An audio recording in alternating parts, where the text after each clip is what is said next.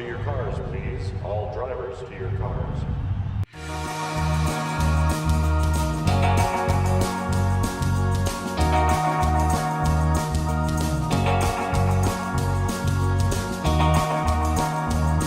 Hey everybody, welcome to the Underrated Podcast. This is a brand new podcast where we discuss films that we think are underrated, underappreciated, or even ones that have just slipped under the radar and passed most people by.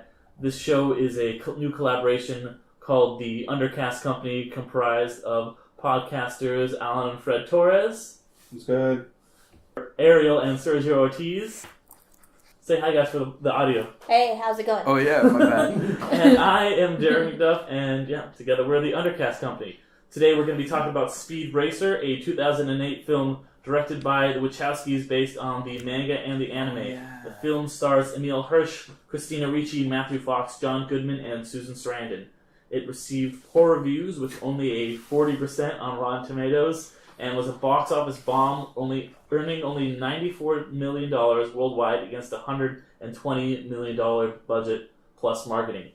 So, guys, let's get into it. Let's talk about this movie. Let's talk about what happened in the movie first. What the plot was. Oh, basically, if you know of was it Makagogo or Speed Racer, it's basically about this kid or young adult that's He's 18 years old. Yeah. 18 years old. Okay, yeah, that he's a speed. He's a what is that? He's a race car driver. Yeah. He's a speed Yeah, he's a speed racer. And that's the thing. That's the thing about this movie. It's very it's a movie about a racing family with the main character called Speed Racer. Well, because the thing Speed Racer comes from the cartoon Speed Racer, which is an anime, and that's why it's so eccentric. Yeah, That's why we're here. Yeah, exactly. That's why we're here. But we'll get into Talk that. about anime. It's kind of about his racing trials and tribulations From the bottom to the top. Yeah, and you know about him dealing, his family's troubles. And you find out early on in the first scene with this cool montage that his brother had died, And literally drives him to race. I got it. Yeah. Oh, but yeah, we did it, boys. Straight we down. did it. That's it. We're done. and thank you guys. It's kind of just about him fighting all this kind of corporate corruption and finding out, fighting for the real racing against, the kind of fixers and all this stuff and the all dark the shady secrets underworld. of that everyone knows of in racing. That there's these dark secrets. Yeah. What did you guys think of the movie? So, do you want to start first? I'll start. I'll say that this is one of my favorite movies. I think this movie is a fucking masterpiece. I think it is, that's the one reason why starting this podcast, it was like the first thing I was like, we gotta do Speed Racer, because it bombed at the box office. I know the critics just totally misunderstood it, but I think it is just a brilliant, because it's so different. I think that, it's really got all these kind of amazing visuals that the only thing that I can really compare it to there's some animated movies that kind of do the same thing where they're very, very stylistic. It's not a realistic movie. It's very much just it looks like you're watching a live action cartoon. The only movie recently I can compare it to is maybe Into the Spider-Verse. The only live action movie I can think to compare it to is Sin City, but that's just so much black and whites, where this one is just completely colorful, that it really works, and the acting is so sincere, even though it's just this big over-the-top plot, and even though it's ridiculous, you really care about all these characters, and the cinematography is incredible. It doesn't look like real life. It's not representational film. It's just completely, it's like an abstract film that uses all these, the storytelling is really interesting, how it's, a lot of times it's non-linear, someone will be describing something and cut back and forth. Obviously, all the actors are really great. Emile Hirsch kills it. Paired Susan Sarandon and John Goodman are great. And then, of course, Fred's number one girl, Christina Ricci, is amazing. Our best performances are every one she comes out in. Even Casper? Listen, Yeah. What? that was the first time I know. in my young age I knew what true love was. Mm-hmm. The only time I wish I was a ghost. That's all I can say. So you bring up acting without bringing up the corporate man. There's I would say anyone who likes Speed Racer, or if you guys definitely, if you listen to this podcast, you want to watch it, check it out. There's also a really good video essay I would recommend by Patrick H. Willems, who talks about how Speed Racer is kind of an underrated masterpiece and how it uses color and all these interesting techniques. I really say check out the video essay. For me, it was definitely like, you know, and then especially when you know it's based off of this anime and it's very very colorful and like the color scheme is right out of the Japanese like schoolboy anime dream. Basically, what I made a note of. It stays true to like the 80s kind of like feel of it. Of, Or was it 60s, right? Yeah, 60s, sorry. yeah. 60s. It's very, it doesn't have that feel. Sorry. Yeah, the 60s kind of feel of it. And it knew what it was, and I think that's what made it a lot more special and good for me. And like, it's definitely a really good like kids movie.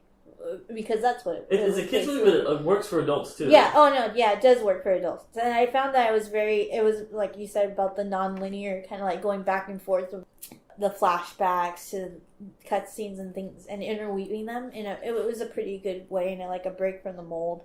Sergio, what about you? What do you want to talk about first? A lot of the aspects of the movie. There's a lot of them. There's a lot of moving parts to this movie. Mm-hmm. Actually, you know It's what? like a car. It's like a car. It's But like the actually, you Mach know 5. what? Yeah, the Mach 5. You know what? If we're talking about the visuals, yeah, there is. But honest to God, I cannot. And I told you about this too when we were watching the movie. I could not help but like think in my head, these people are just in front of green screens, and I don't know about you, but that kind of just takes me out of the movie when it's so like just so. Like it, I don't know. I mean, I get it. It's like an art style, but and then I got a lot of throwbacks to like the Cat in the Hat live action movie. It's just so, and then like, I don't know. I mean, a lot of the visuals for me, and then especially just considering it's green screen, there's not a lot of room for. Well, when you're talking about special effects, you have to first look at the special effects, which I'm glad they didn't go with like trying to be super realistic, because then down the line it would look outdated. But it's almost as if it was outdated coming out of the gate, if you know what I mean. If I can say something, I completely agree with that. Because, like, the visuals of the movie itself... No. Don't get me wrong. I love it. Okay, they put the CGI, they put the budget and the best parts they could. Like, all the racing scenes and all that stuff is great. But there's a scene in the very beginning of the movie where there's a flashback where Speed's getting out of school... And then his older brother picks him up, and he's like, "Hey, can we go?" You cannot tell me when they're driving down the street, it looks like a Nick in the Morning. That's the cartoon. That's the point. No, I know. Because here's So the thing. what I'm trying to say is, I think it's they just ran with it. they ran with it, but that's just the weird Because part. if you look at it in the sense of this is a regular movie, like a regular movie that we came up with, then you got that idea. Yeah. But the thing is, if you grew up watching the Speed Racer cartoons. Like, I watched them. No, I did too. No. Then this movie makes complete sense because they basically made a cartoon live action. Exactly. That's why the colors are the way they are. That's why the cars spin the way they do. And that's why it's 3D, I like think everything. That scene you're talking about, Alan, is something that it's like, for me, is a big signpost. Like, this is what the kind of movie is going to be. It's not going to be a realistic movie. It's going to be a movie that, like, there's that one, and then there's another one I always think of in the middle where, like, Speed's little brother and the monkey are, like, driving through the factory. I love that scene because it's like everyone's kind of like, oh, and it's very intentionally just like there's something in the background disconnected, and it's kind of mirroring that like old cartoon style. You have a background and you have something else that's clearly drawn over it, or you have like just a loop going on in the background or something. And I think that's the style because the thing is, replicated. In the cartoon, you see the monkey and Speed's brother do things. Yeah. Like they do things for him. Yeah. And if they didn't have that little kind of weird adventure that you saw. And maybe that one part where they could jump out of the trunk, there'd be almost no need for them in the movie. But they were like an integral part in the TV show. But yeah, that visual style they have where it's very disconnected, where it's very like they're like I remember that saw that scene, and my roommate I was watching was like, "Oh, this is really green screen." I'm like, that's the whole point.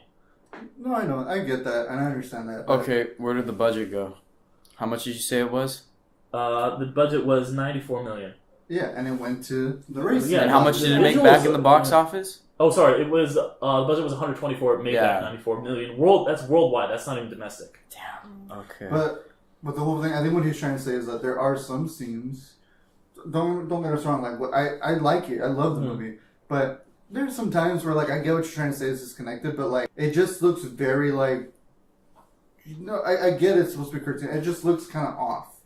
But other than that.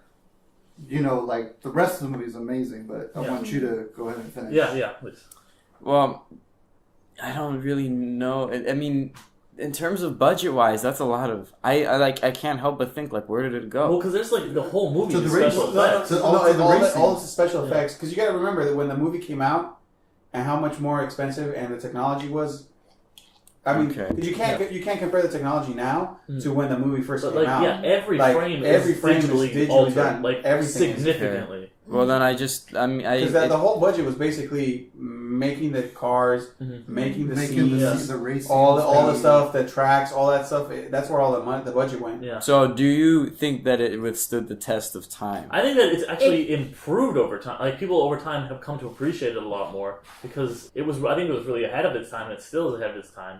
We didn't get movies like that. Yeah, I think it will stand the test of time because it looks like it's source material, Like, yeah. and it's basically Look, an homage if you can to. enjoy, Transformers isn't going to hold if up. you can 'cause enjoy Transformers Guardians of the try to make it Galaxy with all these realistic. bright colors and all this stuff, people Yeah. are going to appreciate it more now. And like there's like a scene, they bring this up in that video I was talking about, where there's like no depth of field. Like things in the background of movies look blurry because you lose real cameras and stuff. Everything, like the person in front of you and the background are both crystal clear. It's not trying to look like reality or cameras or anything. But do you think that can sometimes be a little bit disorientating? Because that definitely like threw me for a loop a little bit. Me Like too. I think on first watch it is definitely disorienting because Not even for me, anyways. The second and third watch, like that, just those scenes, like the very like nothing's going on. They're just talking.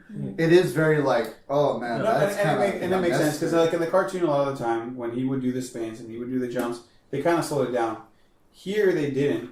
Everything was done like no, fast. they still Well, no, but sometimes. But I mean, for the most part, even though the cars are spinning around when they hit each other, I mean, they're spinning. Like it's like they're going down a race and they're racing and it's racing the way it goes. And so like two cars hit each other and they spin around and they're flying, and then one car jumps over another car. They did in the long distance race. Yeah. I think that's what I liked about it is that every race had a different kind of style, so Yeah. it doesn't feel repetitive. Mm-hmm. Exactly, and that's why it can be a little jarring because it is 3D. Well, not 3D, but like the 3D graphics is what I'm saying. Mm-hmm. So it can be a little jarring. I can see where all of a sudden, like for example, the last race is what I'm talking about, where it really is fast. Yeah. Where all of a sudden one car hits another car, they spin around, one car explodes, one car flips over another car, and then it's just non-stop, like move.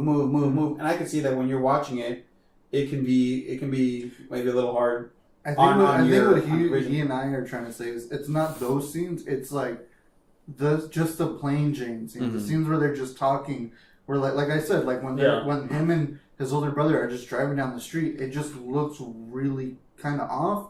But the rest of the movie, like where they put the budget mainly at, like See, I still like those scenes though. I still think that they work for I mean, the it makes style. sense what you're saying, but I get what you're the saying. thing that would be a little bit more jarring though is if they went from like a regular view of them walking where it's all normal to all of a sudden going into the race. You have to kind of keep a consistent style, otherwise when you go into the races, you're going to you'll really notice. You'll notice what happens. Because you'll be like, oh, it was just like a normal street a second ago, and now it's like craziness. Bright, super bright colors. And unless you play it off, like that's the beauty of the race, where it's supposed to make you all disoriented. It looks like a Hot Wheels track. I mean, that's real. That's what. That's the point. Yeah, that's the good stuff about it. Yeah, no, I absolutely love this movie. I remember seeing it in the theater with like a bunch of friends in college, like opening weekend, and I wasn't even hyped to see it, but when I walked out, I was like, that was fucking incredible. Like it was, I remember the theater was like dead. It was like a midnight show, and it was like me and my friends, and one dad and his son. I was just like, why aren't more people in this movie? And now I think finally it's starting to kind of come around. I have seen some other articles where it's like Speed Racer is really underrated, and like even people who like don't like the movie are like, I understand what it was going for, whereas like it kind of just got trashed by everybody when it first came out. But I don't know, Alan, did you have any like specific points you wanted to make? Oh man, there's so many. I mean, first off, like me and Fred grew up watching a lot of anime, so like for me being able to finally see an anime up on the big screen, like even if it was Speed Racer, like it was still pretty badass. And the same thing happened with me where like a couple of friends of mine from high school, I think we just graduated, so we had like free time and we went. The whole theater was dead. Like there was nobody in there. It was like the 4 or 5 of us, and we watched it and we just had like the most fun. Like that's one of my most memorable experiences watching it. But like just all the iconic moments, like the races and then him jumping out of the car and doing the pose was like it was where he fucking, slides and he does the it was pretty much godlike. That was like that we cheered at, and then also when he like bumps into somebody and explodes, and Speed just goes, "Get that weak shit off my track!" Like me and my friends lost our fucking minds. No, and then I'm sorry, I'm gonna have to take the best moment out of the movie Yes. for all you guys. I'm very sorry, but like the moment where I was like, the very first moment that I said, "Oh shit, I love this movie," is when it's Racer X and like there's one of the opponents. It's the long one where they're on a team. They're all like it's like 3 people a team. They have like the Japanese guy with them. And, like, this one dude's like, I'm going to flip over Racer X and I'm going to, like, drop a bomb or some shit. And then he flips over it and then Racer X just fucking slaps him back in the face. And then he fucking crashes and I was like, that's it. Yeah. And then Racer X is like, Matthew Fox is such a badass in this He's movie. a fucking amazing actor and I'm very bothered that, like, you don't see him as me too, because I know like a big Lost fan. This came around, like, right... that was like, definitely in the, like, middle of Lost. So. Oh, yeah, Lost literally, like, threw him into everything. Like, I didn't watch it, but, like, I kept seeing him everywhere, and I was like, Racer X, perfect. Yeah. I mean, that fight scene at night. Yeah. Being shirtless. Good. That's right. Yeah. Ninjas or whatever. My boy Jack Shepard, man. No, but yeah, going back to, like, like, classic Japanese anime kind of, like, moments of like there was so many like with the meeting of the 2 bad guys and like there was like them going back and forth and like the sliding against each other, kind of like very classic like then classic like the Japanese evil close up kind of thing, and then with the assassins scene like stand off and then zoom in on Racer X's eyes and then they start kind of thing. Well, in was, that, in that same vein, the beginning scene, like the first like kind of montage where it's Speed trying to break his brother's record at Thunderhead, or he's about to break his record and he doesn't end up doing it. Oh, but you mean Mario Kart?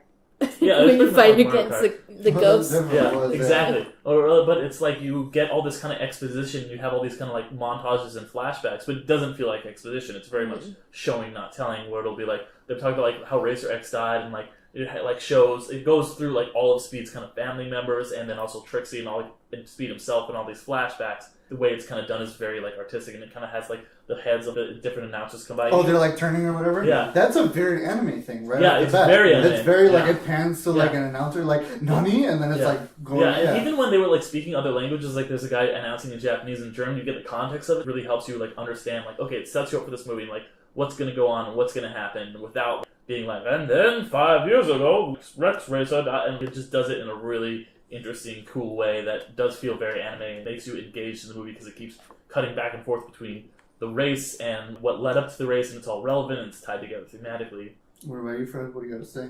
Well, no, I think we pretty much said what I was gonna say.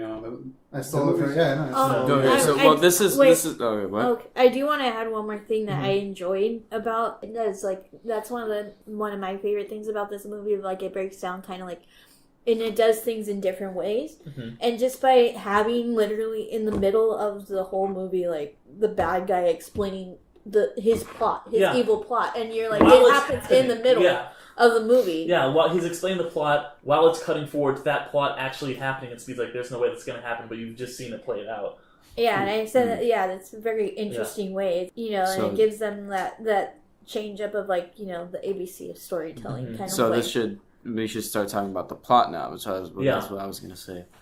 Because what we've been talking about so far was mainly like the visual aspect. The kind of stylistic. So let's talk about the plot. You want to give a rundown of the plot real quick? Yeah, so the plot, like I was saying, starts out with Speed at Thunderhead, and he's in his new Mach 6 car. He's got it's kind of his, short track car. And he does really well, he gets a lot of attention, so he gets noticed by Royalton Racer. It's I forget the actor's name, but he's the Mach 5.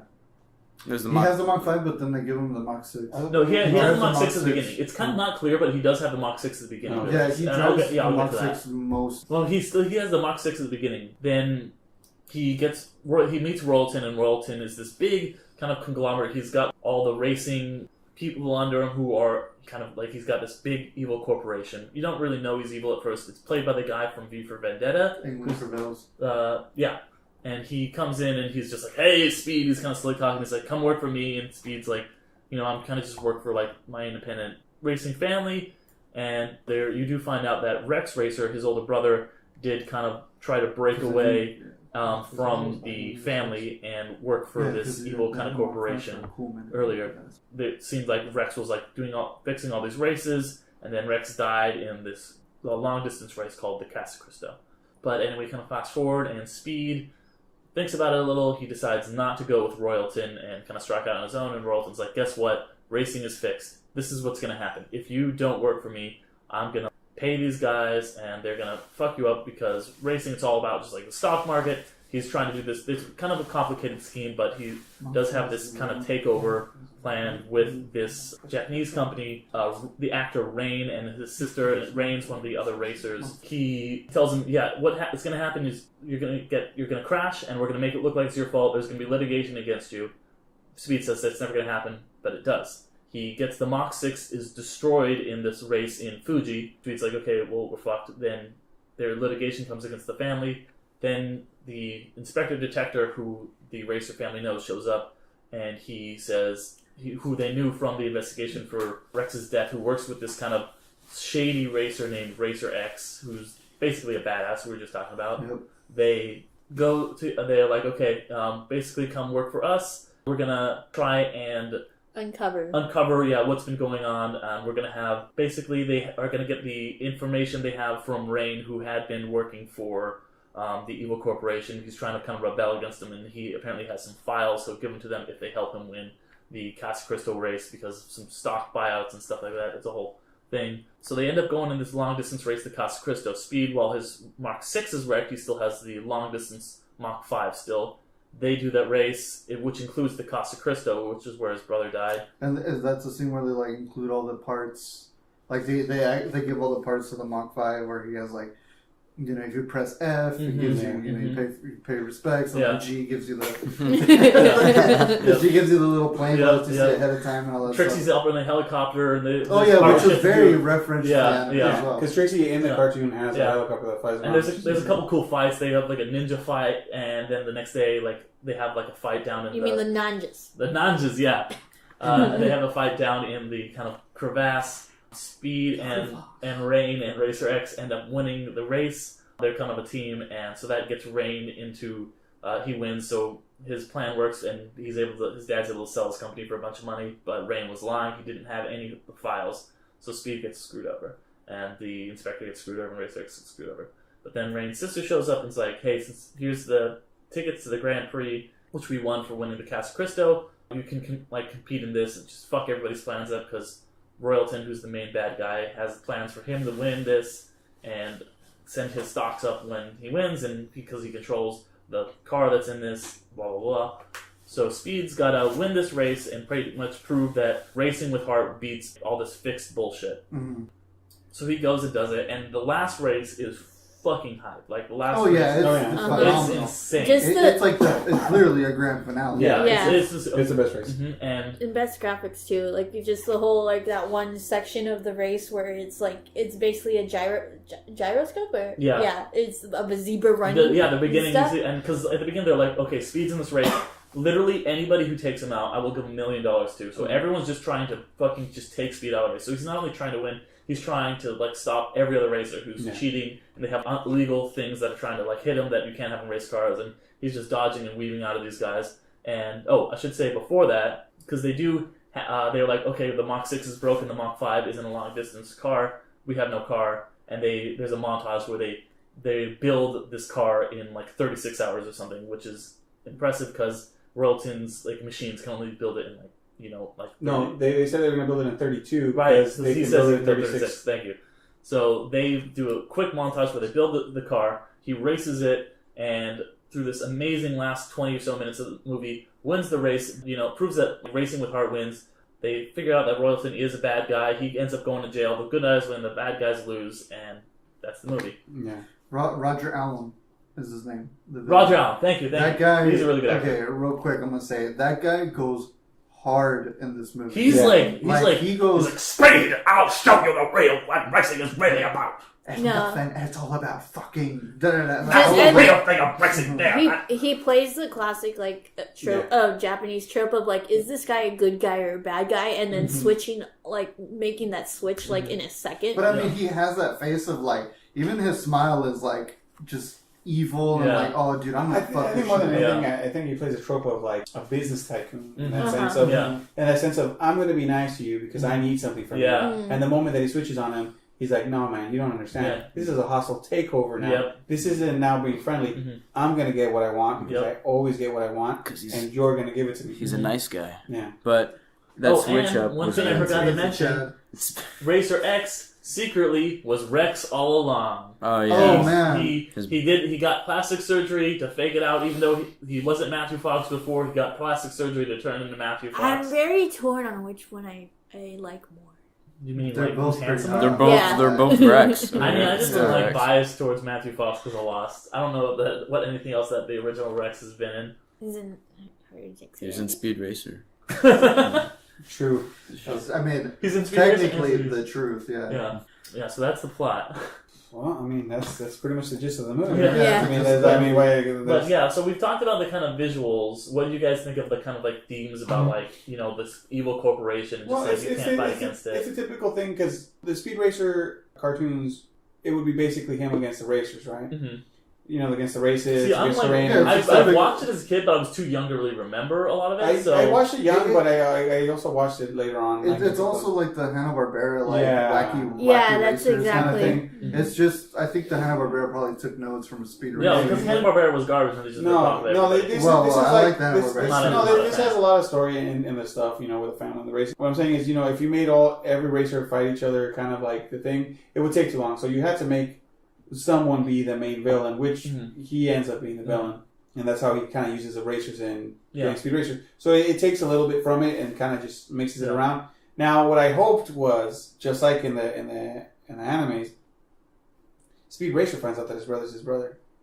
Like he finds out eventually that Racer X is his brother. He kind of like from the beginning, like is Well, like not He so. does, He he takes does, off the but when he mask takes and- off the mask, I was expecting him to say, "Well, I'm your brother, but I'm on the secret thing that's going on." The Speed Racer finds that out, like, "Oh, my brother's doing the secret thing, because- and I can't tell anybody." Yeah, there is that scene But- at the end where he's like, But he he has that. basically tells him, though, he straight up tells him, "I'm not your brother." Yeah. Now that's not what I didn't expect. Yeah, I expected him to be like, "Well, now you know who I am, but quiet about it." But And instead he goes, "I'm not your brother," Mhm. and then, like you said, that's it's a really emotional scene Yeah. where he kind of goes through like they're like, why didn't you tell him? He's like, I can't do that to him, and like Matthew Fox just fucking kills it in that scene. Just that's where you see all the backstory of him backstory. faking his death and like getting the plastic surgery, and like Matthew Fox's face just like sells it so well, like with no words. But like I said, I expected him just to know that I that was honestly his brother. thought they were You know what, though? gonna do that in the sequel, which obviously That's what I That's what I thought. was gonna That's say. what I Yeah, was they were saying. saying- I was they were- hoping that there was yeah. going to be a sequel, and that's where yeah, you because they were finally like, come out. they were saving it because they didn't want to like do too Yeah. much because the movie was already doing a lot. They were like, okay, we'll save this for the sequel. so there was a sequel plan. They Had to.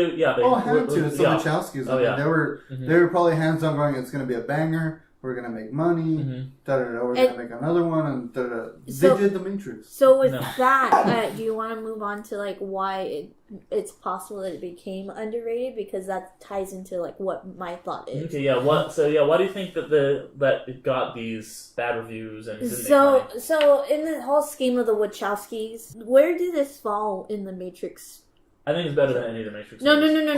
In Wow. timeline. Whoa, I want to say like I think this came out 2007, 2008 or 9. 2008. and so that was after all the Matrix movies. Okay, so I It was think, the first but, thing they made after the Matrix. but I think that's what played into the possibility of not getting as much recognition because, at least it's general like consensus that the last two Matrix movies weren't considered the greatest and weren't.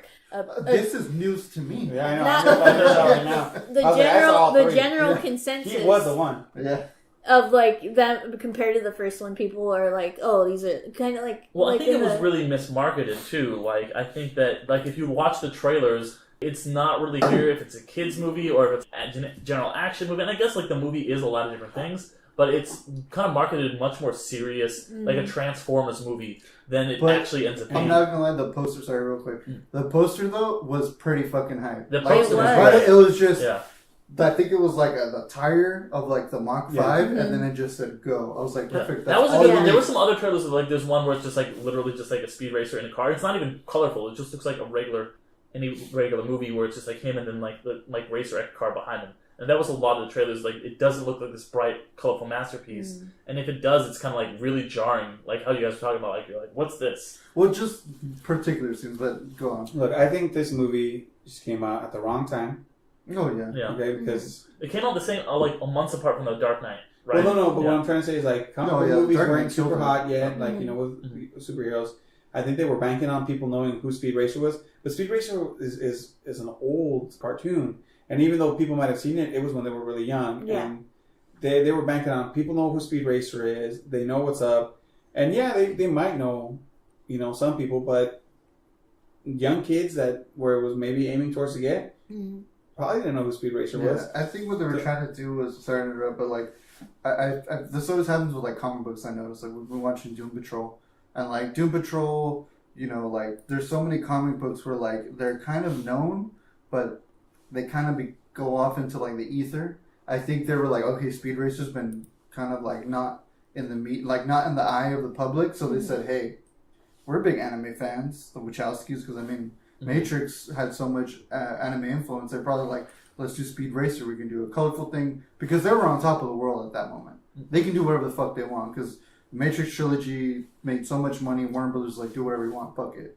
So I'm pretty sure what happened was they went too ham, but nobody knew what was going on because only older people knew about Speed Racer. And like you said, kids didn't know what the fuck Speed Racer was. There hasn't been another anime or anything like that. So they're probably like, fuck it. That's probably there why. was a cartoon. It was like Speed Racer: The Next Generation. Yeah, but nobody does. And that one came out in 2000. Nobody watched. No. Yeah. That's what I'm saying. So It came out probably. So after that the movie. answer is why audiences hated it. Why do you think, or didn't go to it? Why do you think critics had such a strong? Let me read a review real fast. This is from RogerEbert.com. He didn't write the review, but this is the review, and here's the end of it. A Speed Racer is a manufactured widget, a packaged commodity that capitalizes on anthropomorphized cartoons of capitalist evil, which he some reason capitalizes capitalist evil in order to sell itself and its ancillary products. Corporate partners in the venture, including General Mills, McDonald's, Mattel, Topps, Lego, and Target, who have furnished no promotion considered for the mention in this review.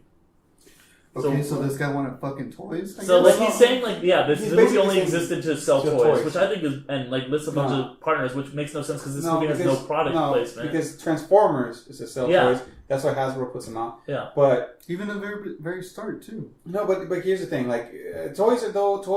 Every movie has toys almost. But why do you think that the critics had such a negative the critics reaction had to a this? negative reaction because this, like I said, this movie came out before it should have. Yeah. Right, because in that time they would shit on any comic Pop book type culture. movies, any cartoon movies. Nowadays, Spider-Man Into the Spider-Verse comes out, and all the critics are like, dick right now. it's the best. I think best it is movie. very Wait a similar to minute. that. Yeah. Wait a minute. Okay. So, a lot of the times there's a disconnect between critics and audiences, but this appears to have a sort of they both genuinely do not like this movie. Well, I at the beginning. think there's a And why? little. Yeah. A lot, yeah. Well, it's like like you said, they don't. A lot of people don't know what Speed Racer is. A lot of people don't, and in the advertising, the marketing, don't really know what the hell they're getting into. So they went there to go see a movie, and people who knew Speed Racer knew. I guess that they had an idea of what they're getting into. See, I didn't really, and I still love the movie. Okay. Well, no. See, it's people like the movie. Wasn't a high amount of people that like the movie. It seems like all the critics hated the movie. Yeah. Critics like I think it has a 40% Rotten Tomatoes now. I honestly think it had like a worse percentage before. I think it's gotten some reviews recently. Like there's this actually really interesting article. I'll link it below from USA Today called 10 Years Since Speed Racer Did Deserve Its Lousy Review, and that came out a few months ago. And because I think a lot of people have been kind of like giving it a second look, like years later, because it was so ahead of its time. People didn't understand it. People just saw this colorful. They just saw all these colors, and it wasn't like people want realistic film, and that's not what this is. I don't think you can like put that on the critics because I mean they have their own credentials for what, and they if they go in, they're not expecting, at least the bare minimum, they're not expecting a realistic movie or something like The Dark Knight. Well, if I can interject in that, like I said before, critics. If it was a comic book movie, if it was a cartoon movie, they would shit all over that stuff most of the time. Mm-hmm. Now I'm not saying there weren't a few that came out, but a lot of the time it would be like this is so unrealistic, this is whatever. Nowadays a lot newer people that are critics are coming out and they are more versed in the pop culture and all that stuff, so they have a different appreciation, let's say, for these movies, a different understanding, and I think that's what it was. There wasn't enough understanding for this movie, and that's why it came out the way it came out. Because nowadays it's probably getting better reviews because of like Guardians of the Galaxy with all its bright colors, Suicide Squad with the colors like I said, that came it's out. way ahead of its time. It was just critics it just came didn't out, understand exactly. it. And nowadays you've got all these new critics and new audiences that have watched all these pop culture comic book movies. There's a lot more people that are into anime than back in the day. Yeah, this was like the same year that Iron Man started, 2008. Yeah. So that was like this is like 10 years out after having a Marvel Cinematic Universe. Like kind of look, even though Marvel is a lot more grounded than Speed Racer, it does kind of get the people ready. And I want to read a tweet real fast. This is from Lucas Ferrer. Don't know how to pronounce that last name. About Speed Racer, and it was from a few months back. Speed Racer is now 10 years old. And America just didn't deserve such a wholehearted, unironic, and earnest movie about a guy who drives really fast in cars. It should be on Netflix. Do yourself a favor and educate your heart and soul. Thank you. I think that perfectly captures it. So, do you believe that if this movie was released today, would it have done better? Yes. Especially it would have made huge amounts of money. Yeah. Especially after it's a cult classic for sure. Yeah. Especially after the Spider-Verse, and because that kind of like a parallel where it's a wholesome story of a kid and this whole thing of him achieving something and believing in himself. Yeah, Spider-Verse replicates the look of these classic comics the same way that Speed Racer replicates the look of the anime. Spider-Verse and that's its intention, but it never lost track of that with the style and the plot, and it wasn't never visually jarring to either because a lot of the times if you've seen Speed Racer before, an animated movie. No, that's what I'm saying. If you've seen Speed Racer though, if you watch the cartoons and you see the stuff. They have every hit that they need to hit in this thing about Speed Racer and all those guys. Not all at the same time, but the moves with it where he jumps, the car jumps, the blades that come out. Okay. I mean, they have those hits. The kid and the monkey that ride in the trunk, that where he pops out of the trunk.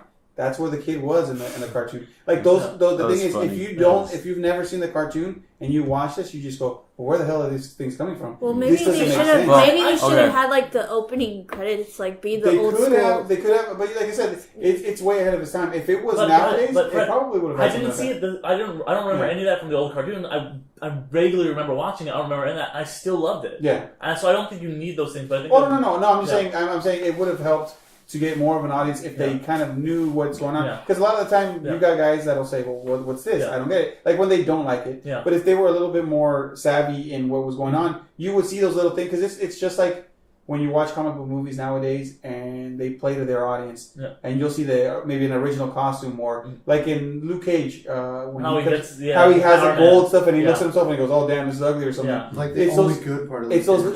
But it's those little things that you appreciate more, right? As a comic book person. Right. Well, that's for people that watched it. When you see those little things, you just get kind of like a little, oh man, look, there it is. I knew they were going to do it. Oh, they did it. Oh, look how they did it. And they kind of did that with this movie. With like, really? Like with like, the full hand. I think that's what that's what I'm trying to say. Like, if you were a fan of it beforehand, you knew it. When you see those things, you get the same feeling that you do when you watch a Marvel movie. And you see them do that stuff where you go, oh damn, that's so cool. Or when in BVS, the only good part was when Batman and Superman came together. And you saw, yes, and you were like, I remember that from my childhood. Okay, well, I never watched Speed Racer, and then I'm like very, very not familiar with anything with like Miles Morales and Spider-Man. But I loved Into the Spider-Verse. But something about this movie just, it's like the whole movie. I don't really remember any. I said a lot. I remember saying a lot, but I don't remember any of the things I said. And that's kind of trippy for me, for a movie. And you can pick apart the whole, the basics of it. And that's what a lot of the critics did. Pacing and plot and whatever. The structure and the whole like everything that needs to be said. But when it just kind of when you watch it. Like, you can't really put it into words, but I just don't remember having that. I mean, I had fun, but at the expense of the film, not because the film was really... See, I had the opposite reaction. I had a really strong emotional reaction to it. Like, it really pulled me in. Like, I also was not familiar with the source material, really, but it was such an engaging story with, like, such, like, earnest, like, heartfelt characters, and I compared to something like Transformers, which is just, like, trying to be realistic and just, like, having all these, like, grim, dark colors and just... robots clashing, you can't tell what's going on. There's like Speed Racer is just like bright and beautiful, and people are optimistic, and it's not trying to be like, what if like robots were actually like in disguise and on Earth, and this was real, and Shia LaBeouf was there. It's like, this is not Earth. This is like real Earth. This is not Wait, real. Shia LaBeouf was there? Yeah, Shia LaBeouf. Oh, I want to retract my previous statements on this movie. I thought Shia LaBeouf was the driver. I'm sorry. Yeah. But I'm like, No, but he fucks an Nymphomaniac. Shia LaBeouf. Oh yeah, that damn He movie. cheated on his girlfriend and fucks some chick. they're not trying to I make just it thought like a you might real. want to hear that. Yeah. The best part about it is that it I actually don't think happens. that's what was going on. Yeah, but they're not trying to make it like a real movie. They're trying to make an animated. I'm movie. convinced with the movies you could you can make a movie about whatever you want as long as that's your intention. That's good. I don't think the movie's intention was to disorient me, or if it was, then it did a good job. Either way, it's still a winner. Bro, Yeah, I still think it's an underrated masterpiece. that was fantastic. Yeah. I really want to rewatch it again. Yeah. Now talking about it, but yeah, I mean, like you said, I kind of want to see more movies nowadays like that are just colorful and optimistic. Like again, I keep bringing up Doom Patrol, but like we watched like the newest episode, and what I loved about it with the contrast with the Marvel shows is that it's just more colorful, more shit's going on. It doesn't try to be real. It doesn't try to be realistic, and that's what I loved about Speed Racer. I want that wacky shit. I want fucking the saws coming out of the wheels. I want cars jumping over. Like that's what I was like. What made it feel so fun? Because I was like, it's a live action cartoon, and like you don't get that all the time. You get so many movies that are trying to be as real as possible. And going back to like that, it was a lot. Like it came out at the wrong time because now you have besides Doom Patrol, like the Titans, the Umbrella Academy just came out, which is basically an acid trip. Like you know, Oh yeah. It's Gerard Way's acid trip, but yeah, like. Those things are more acceptable, and I think that's what it's a wonderful thing to have happened that we're allowing all these like out there kind of, but still well written, and it has a great message and things like that. Like it's now people are able to look more easily past like the wackiness and stuff and see like the actual meaning behind the story. All right, well, guess that's. Any final words? Yeah, any final words, guys? I think we No, probably said it all. I recommend it. Yeah, I would recommend it for sure. Sergio, I think you're the only one. No, I recommend it, just not for the same reasons that you guys recommend it for. But yeah, thanks guys for listening. You can check us out. We have on Facebook, Undercast Company on Facebook. Or send us an email if you have any questions or Instagram. Instagram. Yeah, our Twitter. Gmail is just undercastcompany@gmail.com. Yeah, we'll put the links on the bottom so you can. Links at the bottom. Hit that bell. Subscribe. Follow us. Put the little notifications. Follow us we're on all the podcasting apps, iTunes, Spotify, all that good stuff. Google Play. Fuck you. Alan and Ariel, what are you guys doing? Alan and Fred. Alan and Fred, sorry. Well, no, you can follow me and Alan also on our other venture, District 6. You can check us out there. We do a few other things, other kind of pop culture and nerdy stuff and things like that also. Facebook, Twitter, Instagram, all District 6 stuff's gonna be at the bottom. Yeah, So when you jump over there, hit that bell, subscribe, like, follow, all that jazz. And then we got Us two are at Nerd Incorporated on Instagram and Facebook and YouTube, and we'll be doing some more other podcasts and gameplay. and you can find me Derek Films and Podcasts on YouTube or on Instagram. I do another podcast. It's called Infinity Stones and Dragon Bones. It's about the Marvel Cinematic Universe. But just on Instagram, it's Derek's Photos. So it's DERICK_photos on Instagram. So you search me up there.